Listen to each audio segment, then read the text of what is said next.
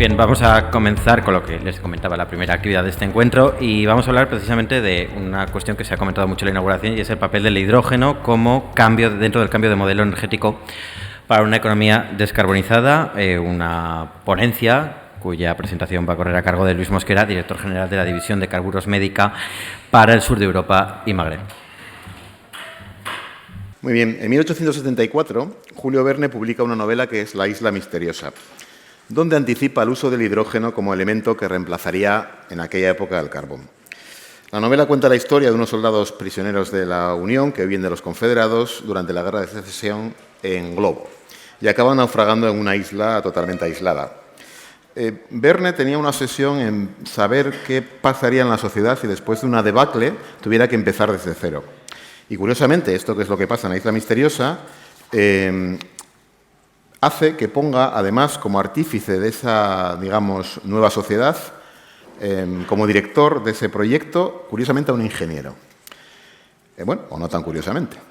Este personaje es Cyrus Smith, que en uno de los momentos de la novela, uno de sus compañeros le pregunta ¿qué pasará en el mundo, ¿no?, cuando la matriz energética que había en aquel momento, que era el carbón, se acabara, ¿no? Y entonces Cyrus responde que cómo se podría afrontar esa necesidad energética, y responde claramente, con agua. Entonces, ante el estupor de sus compañeros, apunta, y voy a leer textualmente lo que dice el libro. Sí, amigo mío, agua descompuesta sin duda por la electricidad y que llegará a ser entonces una fuerza poderosa y manejable. Creo que el agua se usará un día como combustible, que el hidrógeno y el oxígeno que la constituyen, utilizados aislada y simultáneamente, producirán una fuente de calor y de luz inagotable y de una intensidad mucho mayor que la del carbón. Y voy a añadir otra reflexión que también se dice en el libro. Todos los grandes descubrimientos, por una ley inexplicable, parece que se encadenan y se producen en el momento más oportuno. Hoy el hidrógeno aparece como un paradigma necesario para la transición energética y la consecución de los objetivos de descarbonización y sostenibilidad. Pero como hemos visto, la idea no es nueva, y en tanto en cuanto el hidrógeno no vuelva a ser protagonista en la siguiente fase, que será cuando seamos capaces de dominar la fusión nuclear, el hidrógeno como tal, y a día de hoy, será un vector energético fundamental, combustible o para producir electricidad en pilas de hidrógeno, y hoy por hoy es una realidad palpable. Es para mí un placer presentar a Esperanza Montero, compañera, actualmente directora de Relaciones Institucionales y Asuntos Regulatorios para el sur de Europa en carburos metálicos en el grupo Air Products. En 2021 se incorporó a Carburos como Product Manager de Hidrógeno y Transición Energética, desarrollando y liderando las estrategias de marketing para el hidrógeno en el sur de Europa. Anteriormente trabajó 3 años en Indea Energy como investigadora y 4 años en Ariema Energía y Medio Ambiente, desarrollando tareas de consultoría, gestión de proyectos y desarrollo de negocio. Su trayectoria profesional está avalada por 10 años de dedicación al ámbito del hidrógeno y la transición energética. Esperanza es ingeniera química de formación, con másteres en energías renovables, pilas de combustible e hidrógeno y un MBA. Esperanza, cuando quieras, un placer. Bueno, no sé si se me escucha bien. Bueno, yo comienzo y ahora sí que sí.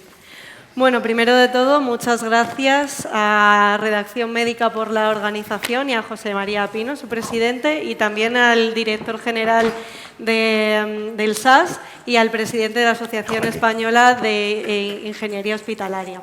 Y por último, agradecer a Luis Mosquera por presentarme y por decir que pudiese hacer esta charla hoy y poder explicaros el hidrógeno, que es el hidrógeno para carburos metálicos Air Products, así como es un tema que está muy de moda últimamente, seguro que todos, ya sea en la televisión o en los periódicos, habéis visto en algún momento alguna noticia sobre hidrógeno, por lo tanto, mi intención es hoy que podáis entender un poco mejor de dónde viene este boom y qué es el hidrógeno y cómo lo podemos utilizar en nuestras vidas y quizás pues, en un hospital también.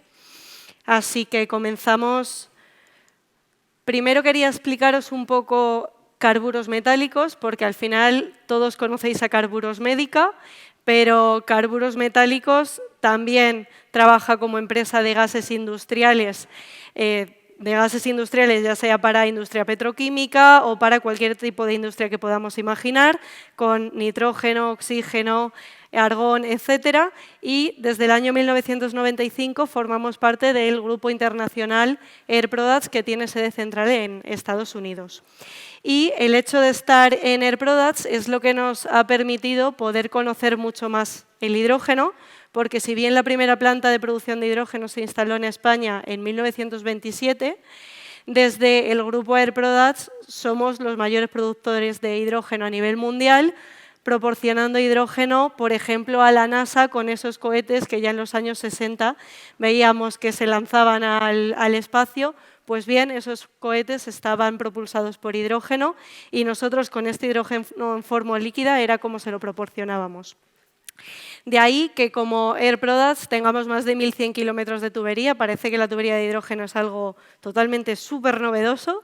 Con el H2Med, por ejemplo, que Pedro Sánchez junto con el presidente de Francia y de Portugal han anunciado, pero realmente las tuberías de hidrógeno es algo que ya teníamos hace un montón de años y que obviamente empezaremos a ver cada vez más. Pero bien, saliendo un poco de lo que es Air Products y entrando al tema que nos compete hoy, que es el hidrógeno como vector energético, yo tengo una pregunta que haceros y es, ¿para qué utilizáis vosotros la electricidad en vuestro día a día? ¿Para todo en la vida? Pues si con hidrógeno podemos producir electricidad mediante una pila de combustible, ¿en dónde podemos utilizar hidrógeno en nuestras vidas?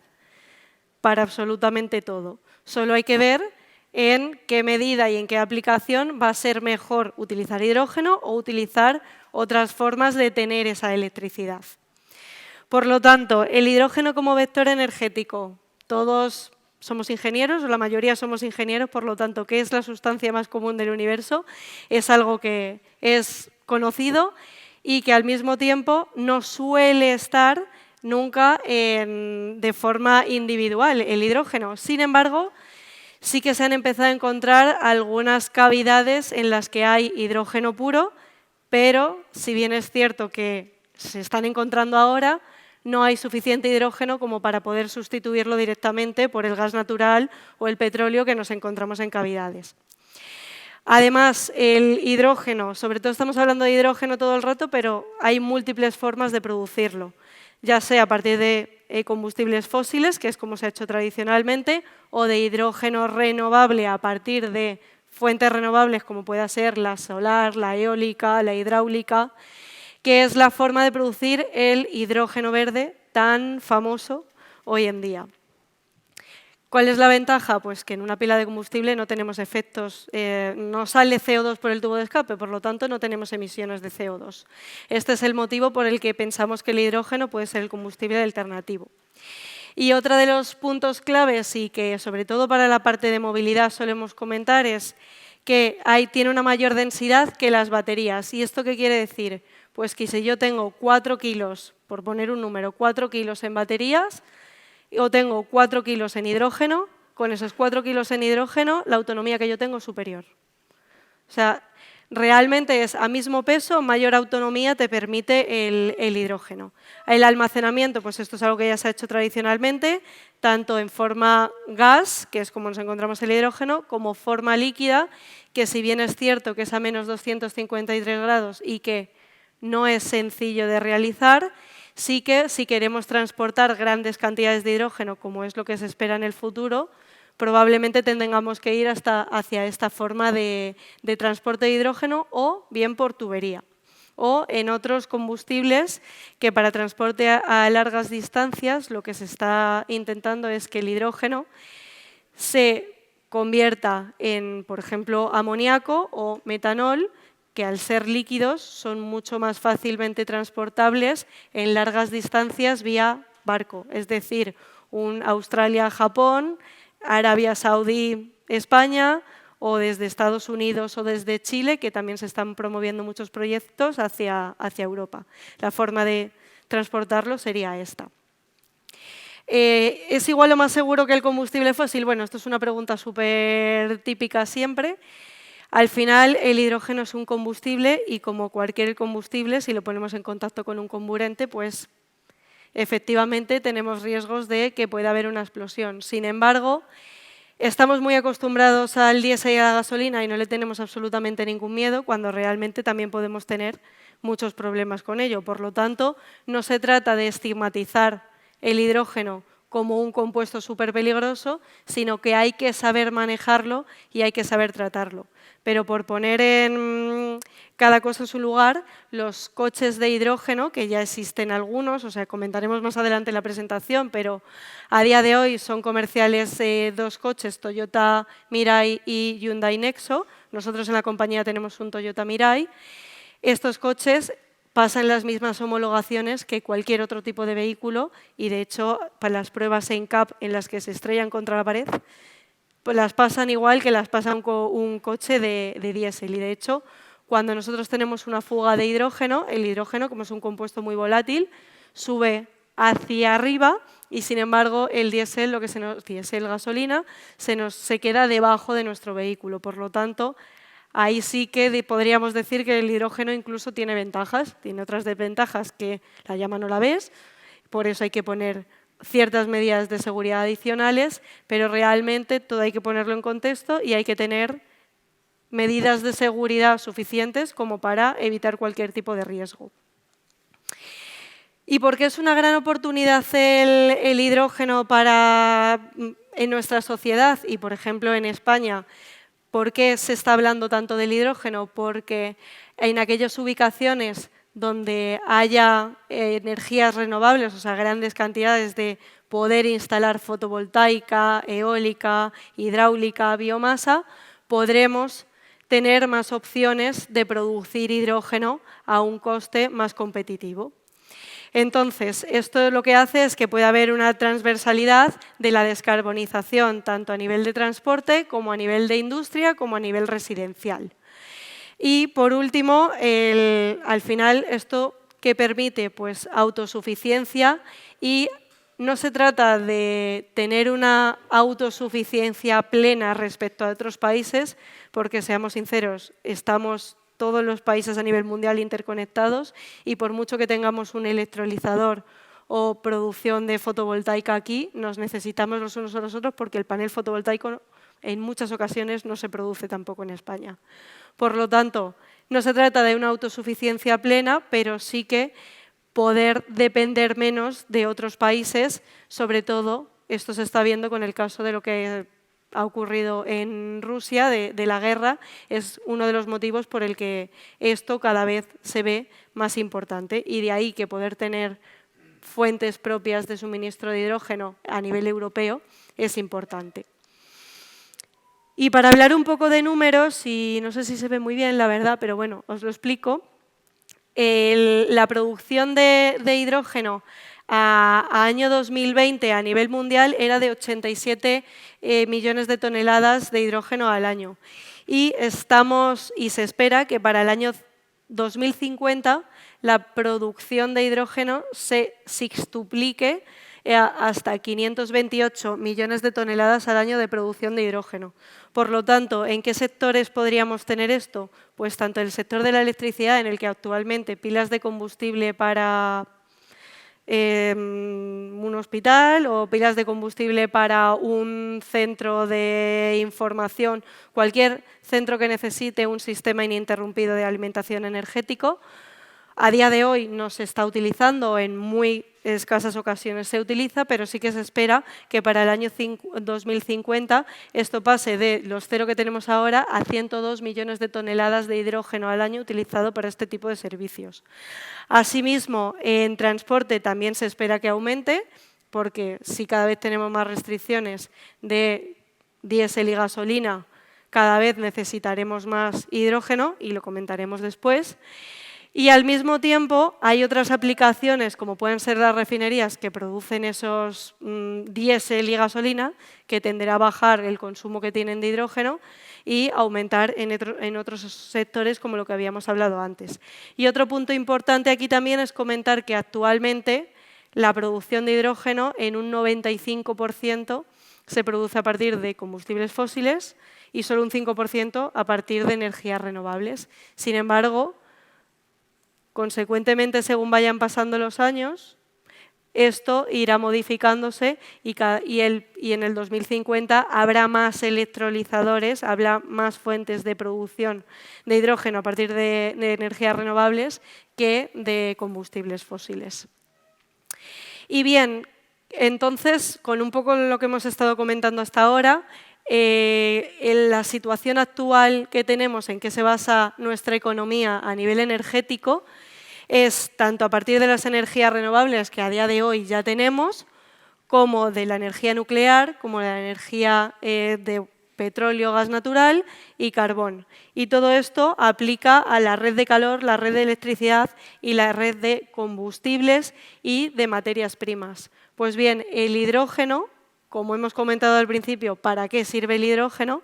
El hidrógeno es capaz de interconectar todas estas redes que tenemos en nuestro día a día, tanto la red de calor, proporcionando calor ya sea para hogares o para industria, proporcionando electricidad, proporcionando combustibles para vehículos o para industria y como materia prima, que es algo que tradicionalmente, que es el uso tradicional que ha habido hasta ahora del hidrógeno. ¿Y cómo hemos llegado hasta aquí? Y el motivo que esto viene en relación a lo que ha comentado Luis respecto al libro de Julio Verne, pues aunque hace muchísimos años esto ya se conocía, el hidrógeno no es algo nuevo, se sabía que era un combustible, pero no hay nada más poderoso que una idea a la que le ha llegado su momento. Y eso es el año 2019-2020, en el que desde el Pacto Verde Europeo, a nivel europeo, pero con las diferentes COP que ha habido en los últimos años, y el cambio climático, viendo cómo está avanzando, necesitamos tomar medidas extraordinarias para una situación extraordinaria que estamos viviendo, en la que cada vez más nos damos cuenta que lo que hemos estado haciendo hasta ahora no sirve si queremos que las próximas generaciones que vengan puedan seguir viviendo aquí. Por lo tanto, en enero del 2020 se presentó el Pacto Verde Europeo, en el que ya se comenzó a hablar de la necesidad de hidrógeno como combustible alternativo. Y en julio de 2020 salió una estrategia europea sobre el hidrógeno, en el que ya se apuntaba a una producción de 40 gigavatios de electrolizadores en Europa. Pero si bien no nos quedamos en el 2020, lo que ocurrió en el 2020, que fue la pandemia, llevó a que un año después, en julio del 2021, tuviéramos un paso más en cuanto a cómo podemos aumentar esos objetivos que nos hemos marcado a 2030 y a 2050 y poner dinero sobre la mesa para poder realizar estos proyectos, es decir, el Next Generation Plan. Y si bien eso no es suficiente, después llegó la guerra de Ucrania con Rusia. Y la guerra de Ucrania con Rusia puso de manifiesto que la falta de autonomía y autosuficiencia energética que tenemos en Europa. Por lo tanto, fue volver a aumentar una vez más los objetivos, tanto a 2030 como a 2050, de energías renovables. Y esto se centra en energías renovables en general, también en eficiencia energética y, por supuesto, teniendo en cuenta como epicentro el hidrógeno. Y en el plan del REPowerEU ya se prevé que en 2030 se produzcan 10 millones de toneladas de hidrógeno en Europa en 2030 y 10 millones de toneladas de hidrógeno importadas desde terceros países, pero ya equilibrando un 50% la producción local con la producción en terceros países, por lo tanto, reduciendo esa dependencia energética. Aunque, si bien es cierto, tenemos un problema, y es que en Europa, tristemente, más que ir hacia el mercado, la libre competencia, etcétera, sobre todo nos centramos en regulación. Regulación, regulación, regulación y normas. Y esto lo que al mismo tiempo provoca es una ralentización de los plazos para alcanzar estos objetivos. Ahora mismo en Europa hay numerosos proyectos regulatorios poniéndose en marcha para regular el hidrógeno sin el hidrógeno haber empezado a ser siquiera un combustible real para todos. O sea, aunque es cierto que se usa, pero no a los niveles que queremos utilizar. Por lo tanto, sobre todo en los primeros años y en estas primeras fases 2030-2035, si queremos llegar a los objetivos de descarbonización, no va a ser solo suficiente con lo que podamos producir aquí, sino que también vamos a necesitar lo que se pueda producir en los otros países si queremos cumplir los objetivos. Porque el objetivo sobre el papel, todos lo sabemos, aguanta todo, pero la vida real y ponerte a desarrollar los proyectos y demás es otra situación. Entonces, ¿esto qué llevó? Pues que al igual que Europa tenía estrategias y una estrategia global, todos los países a nivel europeo han hecho exactamente lo mismo. Todos los países han ido poniendo su estrategia. Y, por supuesto, nosotros no podíamos ser menos como España para poner nuestra propia estrategia, en la que lo que se espera es tener 4 gigavatios de electrólisis a 2030, tener entre 150 y 200 autobuses funcionando, de 100 a 150 hidrogeneras, a día de hoy se cuentan con los dedos de las manos, 2023, y se espera una inversión de 8.900 millones de euros en proyectos de hidrógeno. Para poner un poco en contexto, antes de que saliera esta hoja de ruta, que fue en octubre de 2020, en mayo se hizo un análisis desde el gobierno a las empresas para ver cuántos proyectos de hidrógeno había interés en las empresas de implantar proyectos de hidrógeno. Bueno, pues el resultado fue 28 proyectos. En diciembre de este mismo año, después de esta hoja de ruta y sobre todo de un gran anuncio, que es 8.900 millones de euros de inversión, que no quiere decir subvenciones, los proyectos aumentaron hasta más de 500 proyectos en interés de las compañías en desarrollar proyectos. Y de hecho, ¿por qué tanto interés en proyectos de producción de hidrógeno? Pues bien, con el Plan Next Generation, que es lo que hemos hablado antes del Fit for 55, REPowerEU, etc., esto se centra en 3 directrices: Pacto Verde Europeo, digitalización y cohesión social. Pues bien, dentro del Pacto Verde Europeo hay un PERTE, que se llama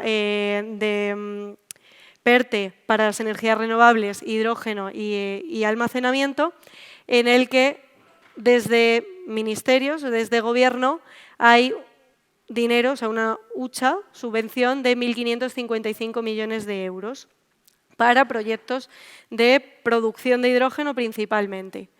Pues esta semana, y eso no me ha dado tiempo a ponerlo, Teresa Rivera ha anunciado otros 1.600 millones de euros adicionales a este paquete para proyectos implantados en España. Todo este dinero tiene que ser ejecutado por las empresas antes de finales de 2026. A día de hoy, las convocatorias, se ha resuelto una convocatoria dos convocatorias, porque la otra fue hace muy poco, 2 convocatorias de proyectos y no llega ni muchísimo menos a 500 millones de euros. Por lo tanto, ¿cuánto plazo le estamos dando a las empresas para ejecutar ese dinero y que además sea antes de 2026, de finales de 2026? Por lo tanto, es lo que comentaba antes de, sí, correcto que tengamos la intención de 2030 conseguir ese objetivo, que se quiera realizar mediante subvenciones, pero o aceleramos ciertas medidas o no vamos a llegar a cumplir con los plazos establecidos. Pero sí que hay que reconocer ante todo que el apetito inversor está ahí y al mismo tiempo, como sin estar yo en el área de médica, me lo puedo imaginar, pueden haber ido a cualquier hospital a ofrecer: yo te pongo un electrolizador, tú utilizas este hidrógeno y además le preguntas por su experiencia y probablemente no la tienen. porque el apetito inversor y la cantidad de dinero que ahora mismo está puesto sobre la mesa hace que multitud de empresas que hasta ahora se dedicaban sobre todo al sector de energía e ingeniería decidan entrar en este sector, que si bien es un mercado que cada vez va a ir a más y que cada vez va a haber más competencia y que es lo que se necesita realmente, como clientes finales vosotros, yo recomendaría desde mi humilde opinión que seleccionaréis muy bien los contactos que se tienen para ver con quién se desarrollan este tipo de proyectos. Porque hemos comentado antes sobre la seguridad del hidrógeno, si bien es cierto que no hay que tener un miedo excesivo, un miedo adicional a lo que ya tenemos con otros combustibles, hay que saber manejarlo y una de las cosas que más falta en este país sobre todo es formación en hidrógeno, que de hecho cada vez más universidades, etcétera, están empezando a trabajar en ello, pero por ejemplo formación profesional en hidrógeno no existe todavía a día de hoy. Es algo en lo que se están empezando a desarrollar proyectos y se está haciendo, pero falta personal cualificado para ello, por lo tanto es algo en lo que hay que prestar atención. Bueno, esto era la parte un poco más regulación general de situación del estado del arte y ahora lo que quería entrar más en detalle es más en la parte técnica de cómo se produce el hidrógeno, las diferentes formas de producción de hidrógeno, sobre todo electrolisis, que es lo que más interesa a día de hoy, y después ver las aplicaciones finales que puede tener el hidrógeno. Pues bien, el hidrógeno se puede producir de múltiples formas y empezando por abajo, lo que tenemos es lo tradicional, que ya comenté que en 1927 pusimos la primera planta, pues a partir de gas natural podemos producir hidrógeno mediante un reformado de metano, en lo que se hace es disociar la molécula de metano, CH4, en H2 y CO2. ¿Vale? Si nosotros tenemos, esto se le llama hidrógeno gris, porque el hidrógeno se le ha ido poniendo diferentes colores, la parte no renovable de combustibles fósiles es hidrógeno gris, pero si este hidrógeno lo que hacemos es el CO2 que sale de este reformador, lo capturamos y lo almacenamos, entonces estaríamos teniendo un hidrógeno azul o bajo en carbono, porque lo que estamos haciendo es secuestrar ese CO2 y no emitirlo a la atmósfera. Por lo tanto, las emisiones que estoy teniendo son muy reducidas, porque al final la cantidad de CO2 que estoy emitiendo pues son esas pequeñas porcentajes que no soy capaz de retener con los purificadores que tengo a la hora de separar. Después, tengo también la parte de reformador, pero yo en vez de utilizar gas natural, lo que puedo decidir es utilizar biogás, biometano, o sea, con un upgrading del biogás al biometano, yo tengo una materia prima que es renovable y puedo producir un hidrógeno que sería de origen renovable.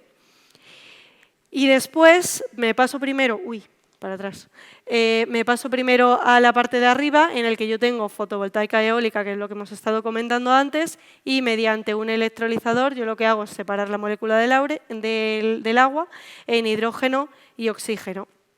Y como he comentado, o sea, yo puedo tener amoníaco, NH3, y mediante un disociador de amoníaco producir hidrógeno en cualquier ubicación.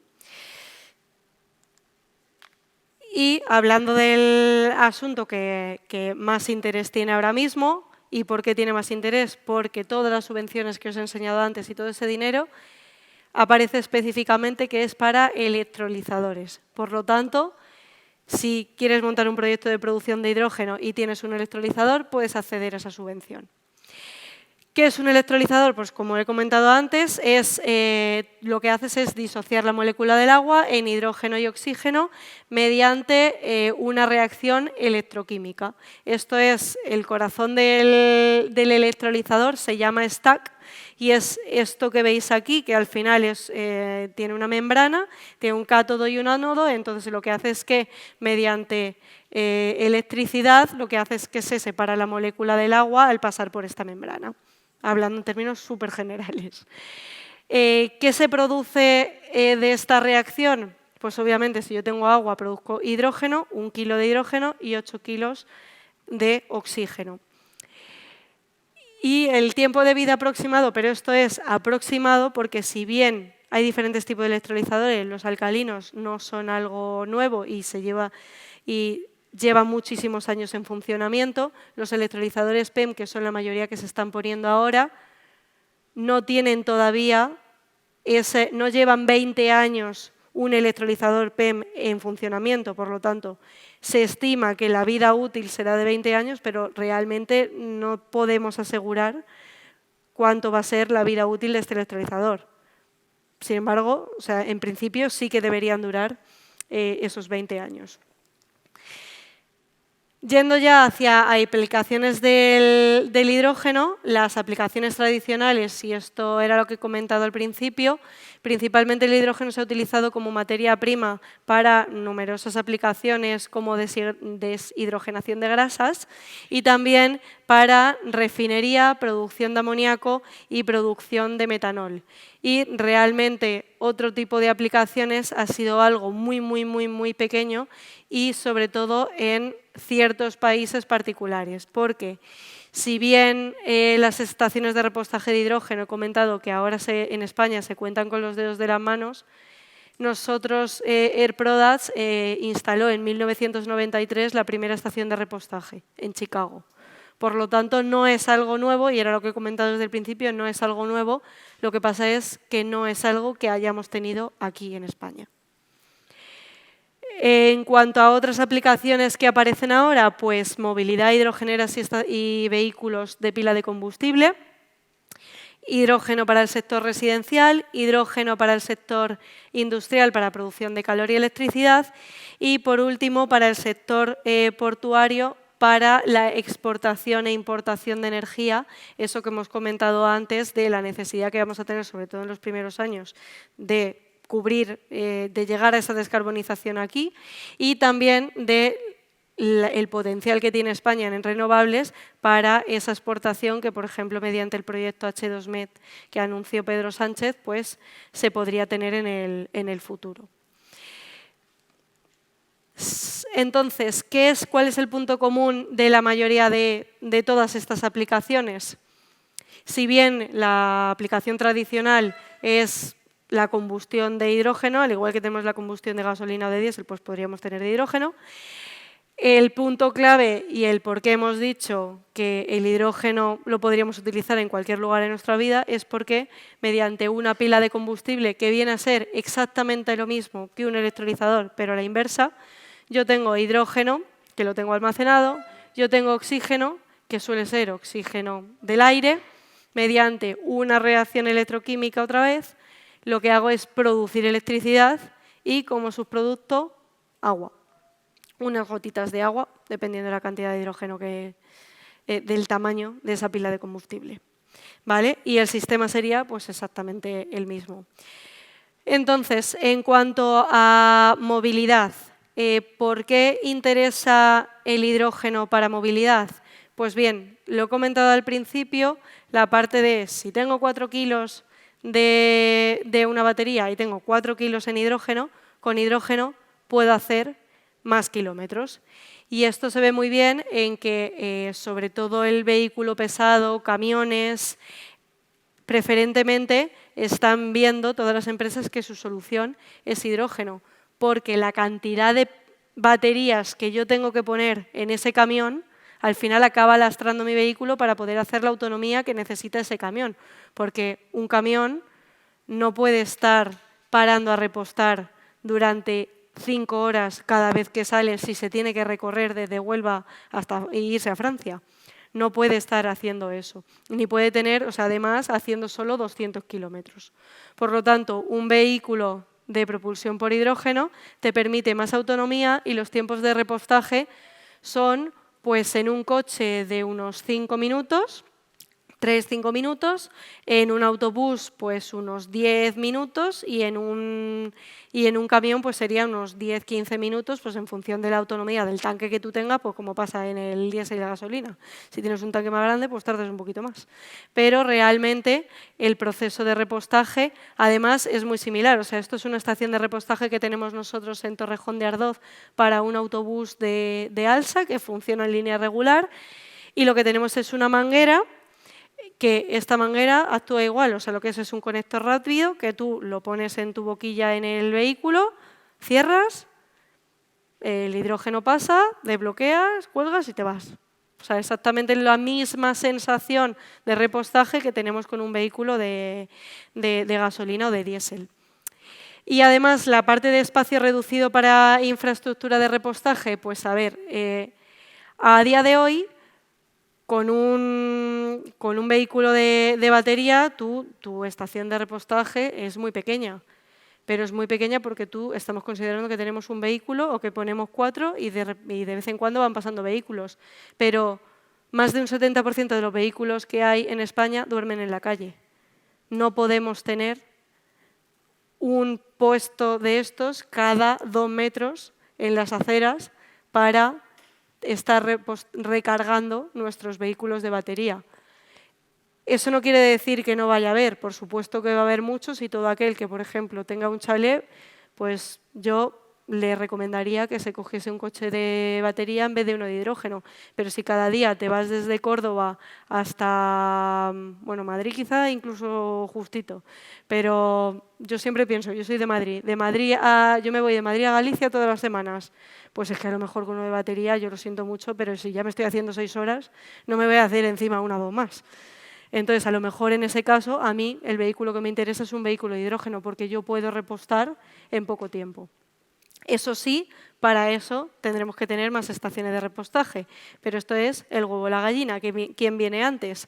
Pues realmente tiene que ir a la vez y tiene que ir acompañado para que esto suceda, y que es lo que estamos intentando, por ejemplo, desde nuestra compañía hacer con autobuses, por ejemplo, es poner estaciones de repostaje portátil, y esos autobuses se prestan a los ayuntamientos y durante un tiempo X está funcionando en la ciudad para que tanto los conductores como ayuntamiento como los ciudadanos puedan ver que funciona, que no hay ningún problema y demás. Y de hecho en Córdoba estuvimos a finales del 21,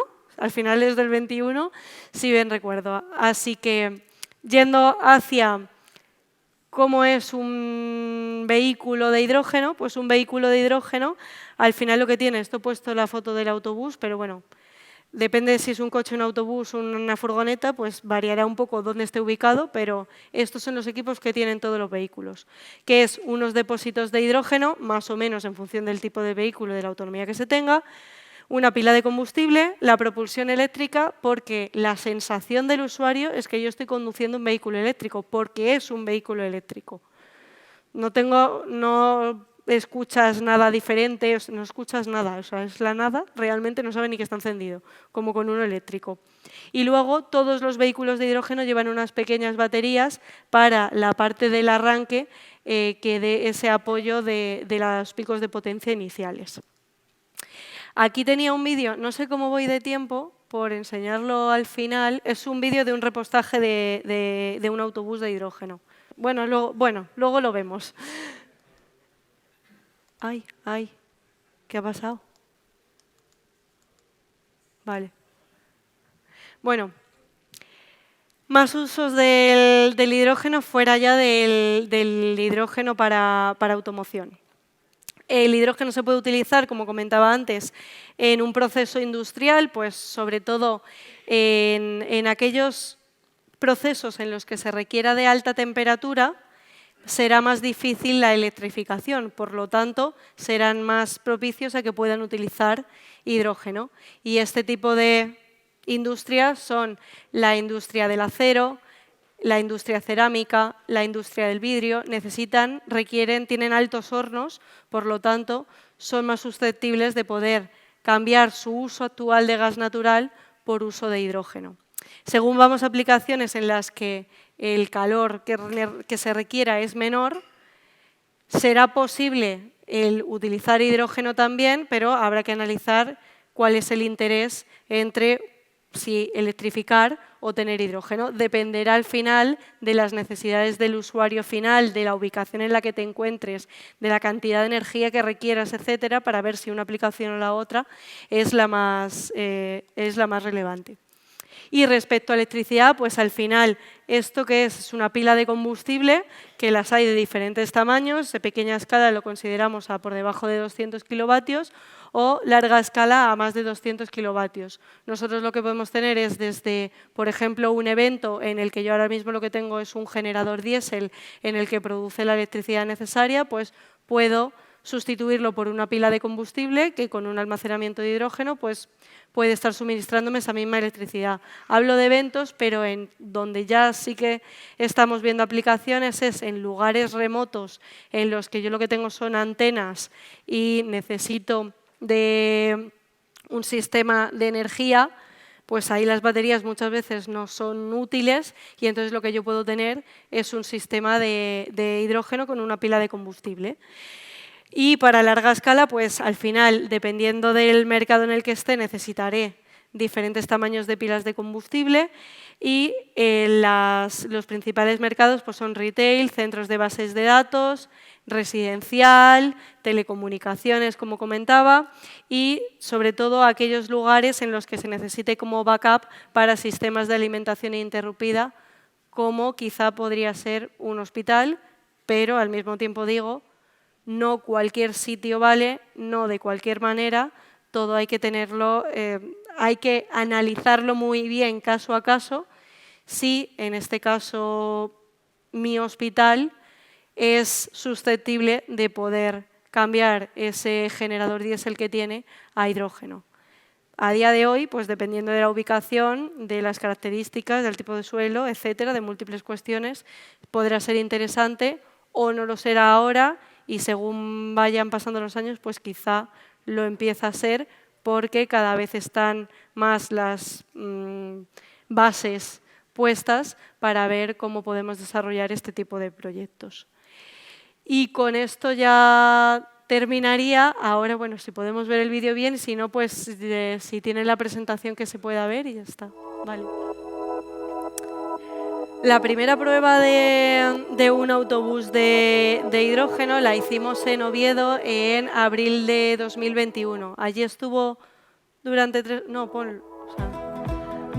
allí estuvo este autobús durante 3 meses.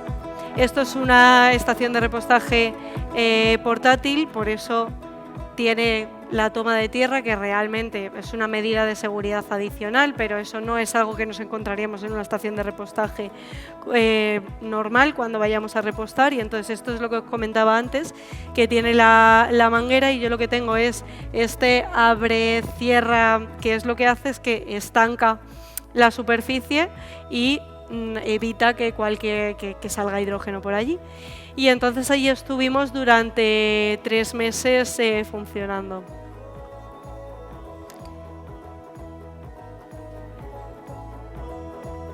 Y después, esta fue la primera, pero ya llevamos una veintena de pruebas en diferentes ciudades. He comentado que estuvimos aquí en Córdoba, también hemos estado en Málaga durante la Feria de Málaga, hemos estado en Valladolid, hemos estado en Madrid, en Tarragona, en Zaragoza, en Bilbao varias veces, hemos estado en Torrelavega, que eso es algo muy bonito, en el Parque de Cabárceno, no sé si lo conocéis, es un parque natural, pues el autobús que hacía la ruta de Cabárceno durante el verano pasado fue con un autobús de hidrógeno y con hidrógeno suministrado por carburos metálicos.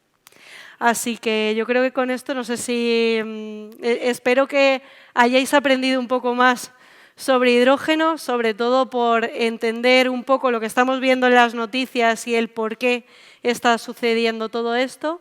Y ahora, si tenéis alguna cuestión, duda, lo que sea, pues abierta a poder responderos.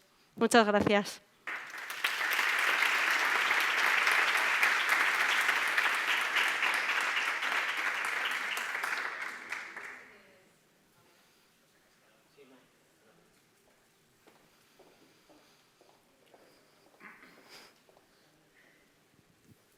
Muchas gracias, Esperanza. Desde tu punto de vista, para llegar a la Agenda 2030, ¿dónde nos tenemos que centrar más? ¿En la movilidad o en la descarbonización de la industria o de los hospitales? Esa es una pregunta. Y la segunda, para hacer un hospital verde, ¿cuál sería el primer paso que tú harías para cubrir unas mínimas exigencias, no el 100% de la demanda energética del hospital, que sabes que los hospitales son un sumidero de energía importante? Sí. ¿Por dónde empezarías? Pues respondiendo a la primera pregunta, realmente los objetivos de descarbonización ya están marcados o se están marcando desde la Unión Europea.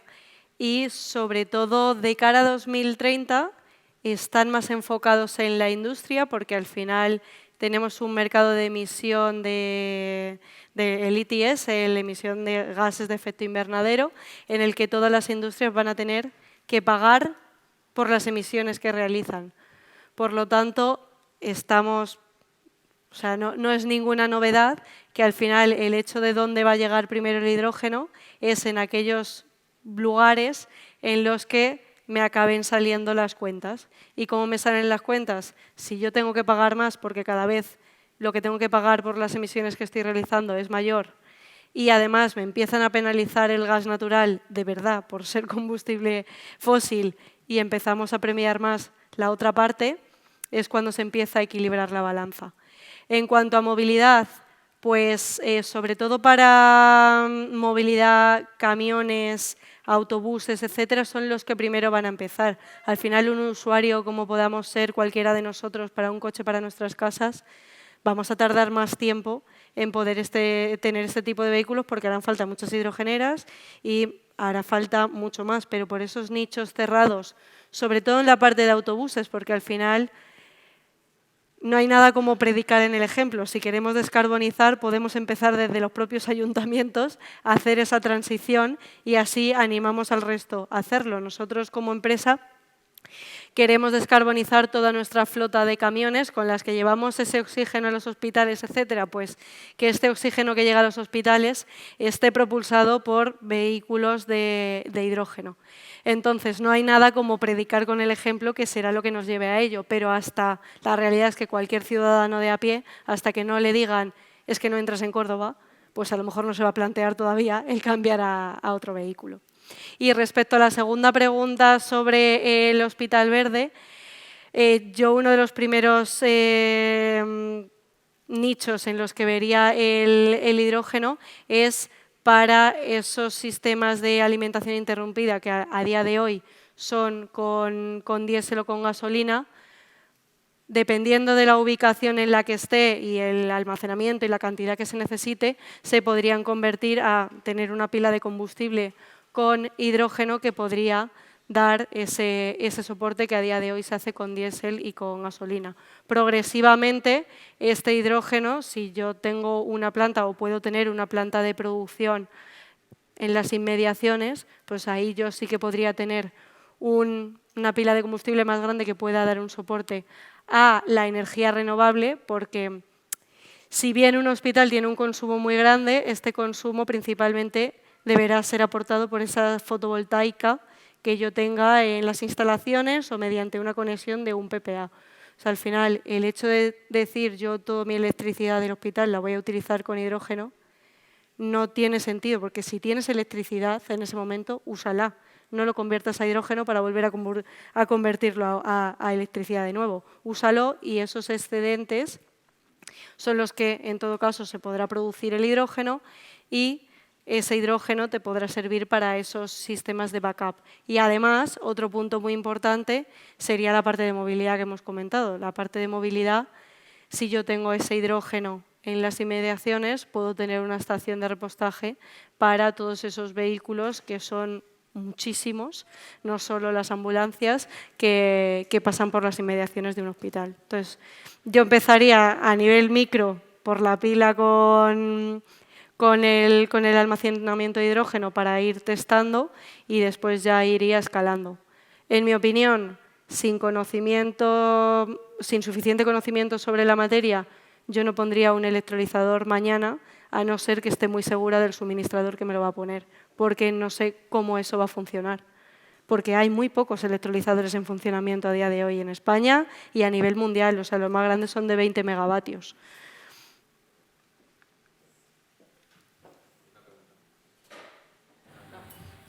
La verdad es que, o sea, con la luz esa veo las dos filas primeras, pero luego ya...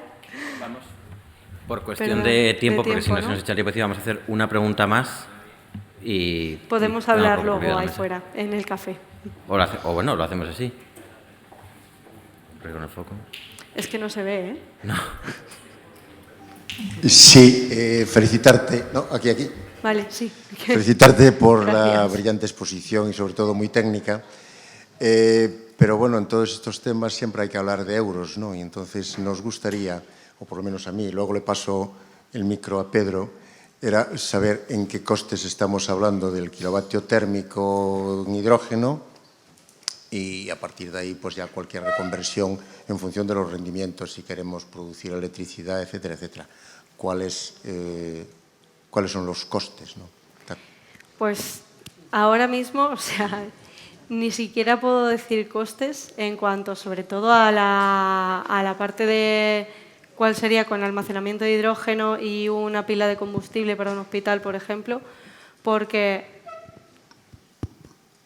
el hidrógeno a día de hoy se está utilizando como combustible industrial y aunque nosotros produzcamos mucho hidrógeno como carburos metálicos, sigue siendo poco hidrógeno para todo el que se va a necesitar. Al final es un tamaño de escala y de cantidad de producción y de que haya un mercado de verdad de hidrógeno. Y con vehículos pasa exactamente lo mismo. Si hablas de un precio de hidrógeno para los vehículos, pues la pregunta es, ¿cuál es el tamaño de esa pila de combustible? ¿Cuánto va a tener?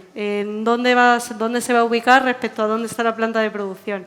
Hay tantas preguntas que todavía no se saben que lo que hay que hacer es analizar caso a caso y decir, ¿cuál podría ser, si yo compro una pila de combustible y tengo un almacenamiento, cuál podría ser? Sentarte con esas otras empresas, que nosotros la pila de combustible como tal no la tenemos, aunque tenemos empresas asociadas o colaboradores con los que podemos trabajar, que hay que analizarlo caso a caso. O sea, realmente es triste, o sea, de verdad que me gustaría poder decirte, mira, son 5 euros, como te puedo decir con o el gas natural o con el diésel según salgo a la puerta de calle, pero es que realmente no hay un mercado tal todavía como para poder dar estos precios.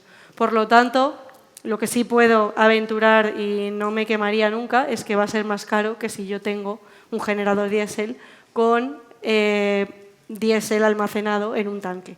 Porque al final el motivo que tiene que llevar o que de momento lleva asociado a que yo pueda hacer eso es imagen y sostenibilidad sobre todo. La mayoría de proyectos que estamos viendo todavía son demostrativos y son sobre todo por imagen, no porque los números salgan. Los números salen también si a partir de las subvenciones te dan ayudas para que esos proyectos sean posibles. Pero realmente es que... Perdona, muy rápido, ya que estás hablando y has comentado lo de la utilidad para sustituir a los equipos de alimentación interrumpida. ¿La pila de combustible, el suministro eléctrico es instantáneo o requiere algún tiempo, por mínimo que sea, de arranque o de...? Sí, es instantáneo como una batería. Sí, sí. Vale, es instantáneo, ahí no hay ningún problema. Esa era mi duda, sí. Ya está. Muchas gracias.